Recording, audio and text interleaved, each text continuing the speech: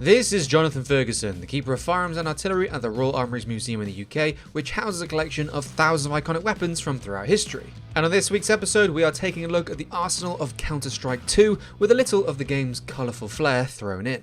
Hooray, it's an MP5 SD. Oh no. Oh, what have you done? What on earth is that? Explain. If you want to see more of Jonathan reacting to the weapons of Counter-Strike 2, make sure to subscribe as we've got more on its way, and be sure to let us know in the comments what other games or guns you'd like to see on the show. Right, over to Jonathan and the guns of Counter-Strike 2.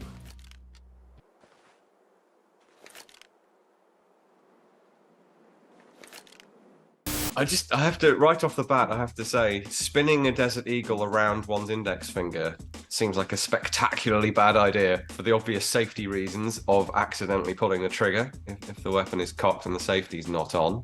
Every chance of it going off, the trigger on the Desert Eagle is pretty light for what it is, so you don't have the safety margin of a double action trigger, and the thing weighs an absolute metric F-ton. Yeah, you're going to need pretty beefy fingers to pull that off. And I don't recommend that you do try to pull it off. Because the other thing about a light trigger and a very powerful gun, you can even accidentally fire 2 shots from it. In this case, you fire 1 accidental shot while John Wayning it around your finger, and, well, someone's probably dead, and your finger's probably broken.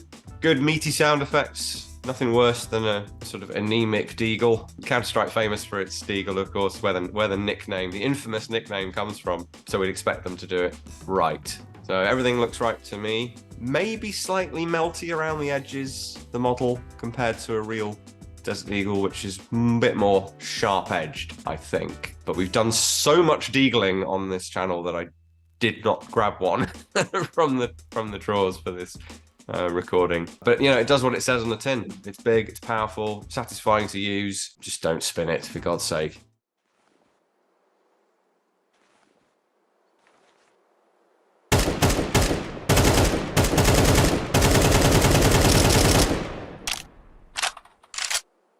Okay, straight into the AK, so-called AK-47, which is not an AK-47. Check out our loadout episode. I've also done one on our Royal Armouries channel about this thorny issue of nomenclature. Long story short, it doesn't apply to this. This is an AKM, the modernised AK introduced in 1959. I think it's a good one too. AKMN to be precise. One of the things they added that you can see there is shooting through smoke will leave like a hole in the smoke as the round disturbs it. As it fires that is through. Interesting.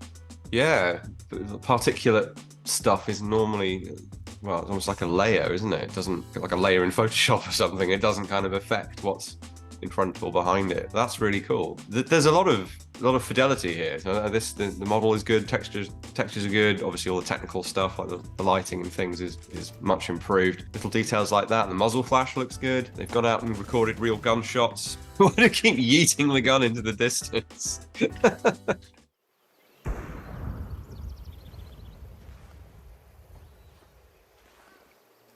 The skin. You don't like the Case-Hardened AK? Yeah, it kind of is. It does look like case hardening, doesn't it? How is it described in the game? That's the name of this skin. Oh, is it? Case Okay. Hardened, yeah. Yeah, well, it does. It looks like, if you look at an Adams revolver from the 19th century, the cylinders were color case hardened, frames on Colts famously, and it has that oil slick finish to it. You know, for a skin, I can't believe I'm saying this because I hate skins of all kinds really, but that actually looks pretty good.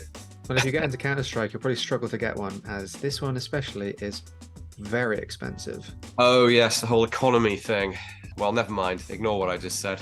I tell you what, would you like to guess how much this one is at the minute? Based on the drama in your voice, I'm going to say £100. So a certain pattern of this skin, the highest it's ever been sold for, because the colors can move around the gun depending on like certain variables. So some can have more blue on, and that's more desirable. The most expensive one, $400,000. What? Insanity. So the AK was sold for $400,000, but it was also to do with the stickers that are on the AK being like a certain rarity and price as well.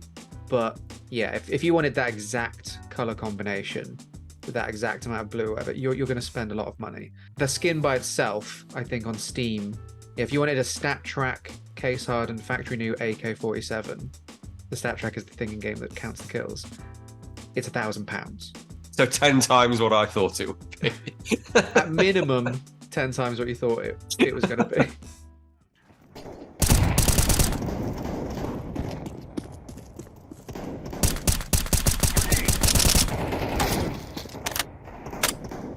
Right, M4A1S, as mentioned in the AR-15 episode. Can't really say for sure whether this is a faithful M4A1. If it's automatic, it's an M4A1. That was the only original difference between the M4 and the M4A1. However, right off the bat, this is not either of those.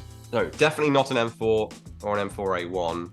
It does have an M4 barrel. It could be an M4 lower, except it doesn't have that pinhole in it. I haven't seen any markings on the side as to whether those are replicated from an M4 or not. That would change the picture potentially. But what this appears to be is the Colt model M723, which varies a fair bit. This was a Delta Force staple back in the day, and you had different profile barrels, you had different upper receivers, but the one that is an A1 style upper but with the A2 case deflector and A2 forward assist was pretty common a bit later on, as was the M4 pattern barrel with the step cut in it before they transitioned to the true M4. So it's the sort of thing that a lot of people would generically call an M4, and it's based on a real effectively historical firearm now, 40 odd years ago, but it's not an M4A1.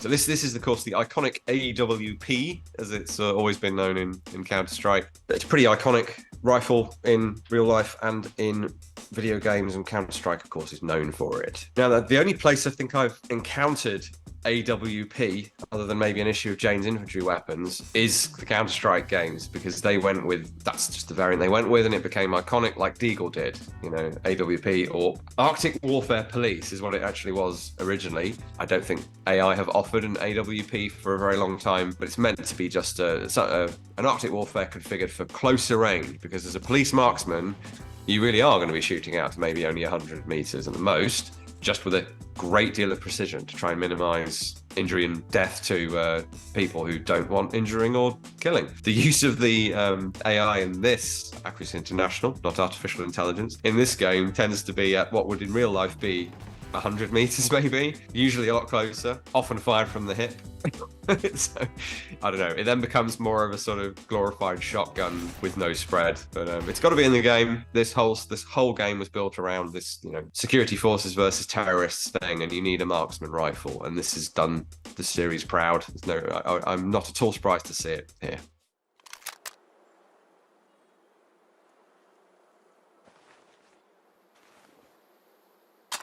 Hooray! It's an MP5 SD. A really, really cool firearm. Always been a big fan. Well, you guys know I love the MP5 anyway, and the SD is just an extra layer of cool. Grabbed one off the rack. This is a bit more vintage than the one on the screen, probably, if the one on the screen was real. This one's actually dated 1977, a good year. Slightly older than me. They are astonishingly, or were at least, astonishingly quiet. You can achieve a similar level of suppression now with tweaking ammo and detachable suppressors, but there is still something about the integral suppression of ported barrels and suppressors that slide all the way over the barrel like this, and it's just an iconic look, this thing. This does have the correct SEF lower receiver or trigger pack that is on the game gun. So the slightly more modern version is the flat-sided. This is in theory an older MP5 SD. The suppressor units have actually changed over time as well. I think the one on this gun is again this era, so late 70s to sort of mid 1980s, which is interesting because you'd expect this to be a brand new one, and they do still, or at least until very recently, produce these things.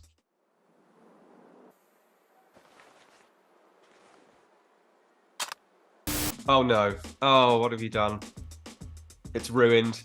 For what it's worth, I am sorry. You're not though, are you? It's hollow, Dave. It rings hollow. What on earth is that? Explain.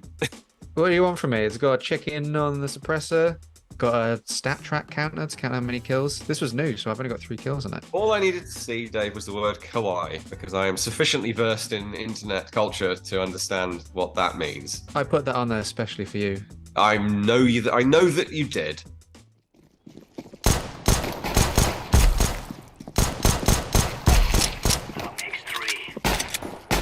Right, P250. You might look at this and go, P250? That's made up. It's not. It's just a bit less well known. So the P320, which we do have, we have the more modern, up-to-date model. This is the missing link, if you like, between that and the P226. This is that with a polymer frame and a modular trigger group that can be replaced, made hammerless. They then made this gun striker-fired, which is why the P320 has that weird block blanking plate on the back of the slide.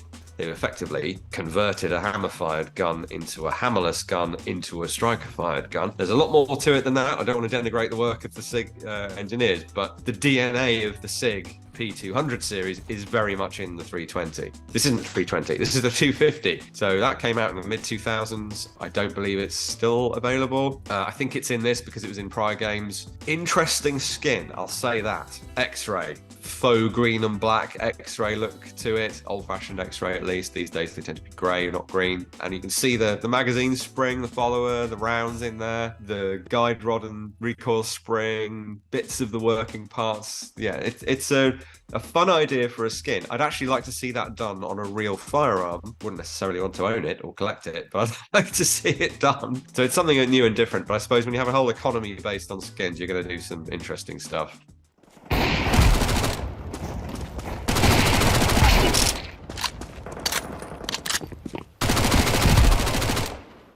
Ingram Model 10, Mac 10, as it's often known. Here's one of ours.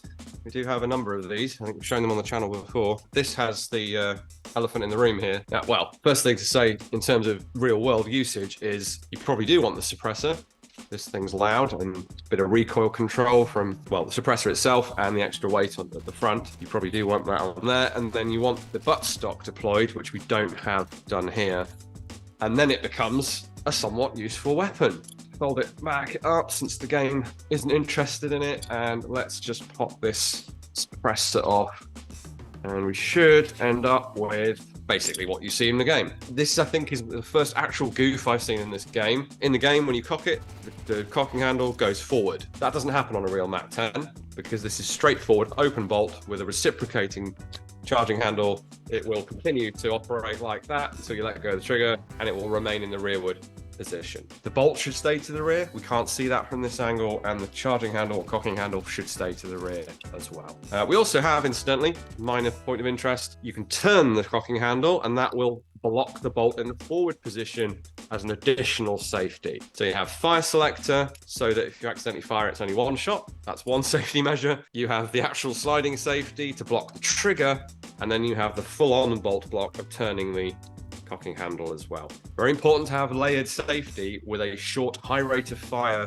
weapon like this that is very easy to accidentally operate. It does not, however, fire when dropped down stairs. Points for those of you who pick up that rather dated reference.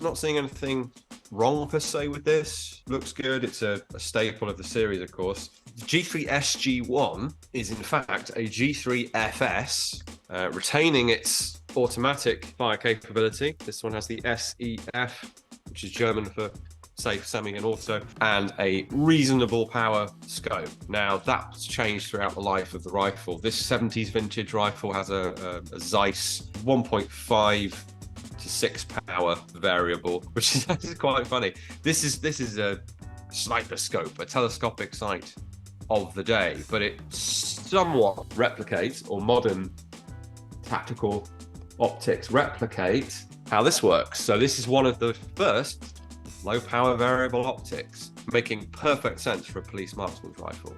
So you'd look at this and think, oh, this is a long range sniper rifle. It's not. It's a precision close range rifle.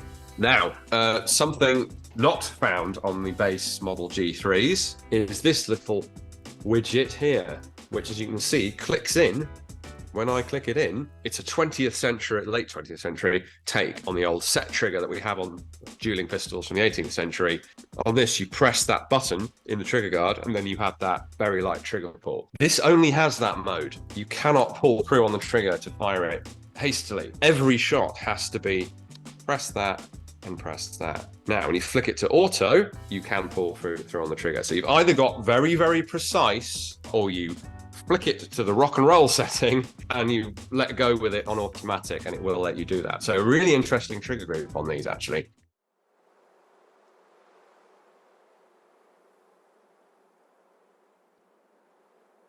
Okay, so the Negev, I was looking forward to this because we've not featured it before that I can remember, and it's an unusual sort of parallel universe Israeli Minimi, kind of. It's not. It's their take on a Minimi. Quite a distinct design, actually. This very chunky tapered pistol grip lower here is pretty unique to the Negev. Forgive my pronunciation. I should have looked it up before recording. Otherwise, you would tend to mistake this for a Minimi. It also has the AR-15 magazine compatibility of a Minimi, but instead of it going awkwardly into the side, it just goes into a magazine well at the bottom. So it's almost like a heavy assault rifle that is also belt fed. Quite an interesting design, somewhat successful, but the Minimi is the gun that's really come to the fore in this role. Having said all of that real world stuff, I am instantly faced with a horrific skin that seems to be made out of junk. Drop Me is the name of the skin, and I would.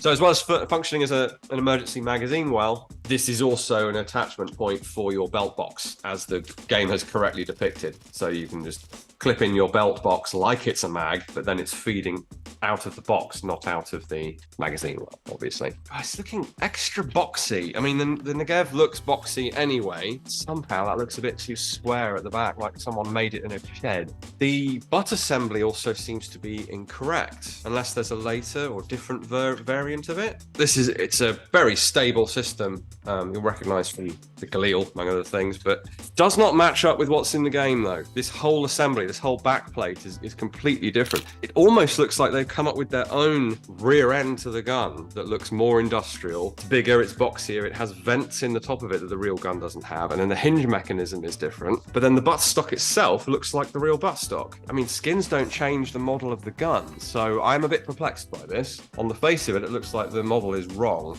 in a couple of important ways.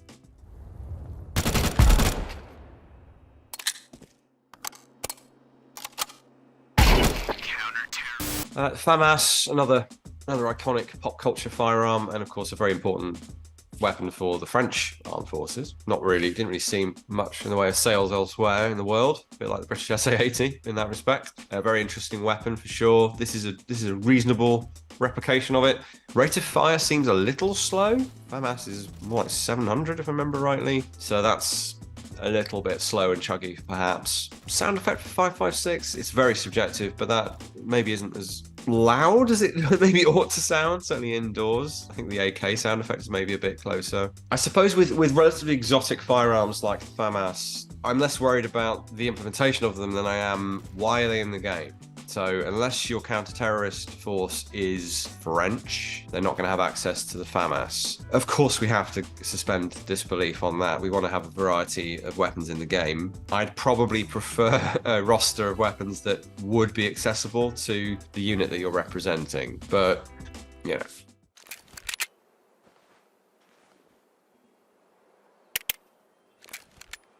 I have equipped myself with twin two-tone Berettas in Counter-Strike style, albeit not like these. These are just 92s. The old Counter-Strike Beretta was the 92G Elite, which has the Brigadier style, or a version of the Brigadier style swollen slide, which these don't have. Neither do the guns in CS2, though, so that's fine. These differ from what I'm holding, which is old school Beretta 92 FS, squared off trigger guard for that obsolete finger on the trigger guard grip. That is what that was for, but not the accessory rail on the dust cover or that weird stepped enlarged front to the trigger guard, which we have here. So these are quite modernized. They're not the very latest Beretta 92 iteration, but they are sort of 2010s accurate. That's a good effort at the dual-wield reload. Often it's just off-camera, magically reloaded. We actually see them fudging in the mags. I think that's just about doable. Just about. You can sort of grasp the magazine with finger and thumb, bring it up and shove it in. Lots of practice and a bit of luck, it might work. Of course, what we don't see with the dual wield, you would really want the controls mirrored, ideally, so that you can release the magazine on the left-hand gun and ideally close the slide on the left-hand gun. But that takes some significant modification. And actually, the Beretta probably isn't capable of that because it has the trigger bar on the outside of the gun. And you can't really, well, I don't know. Probably you can't, you'd have to do some serious surgery to the gun to swap the slide release from the left to the right.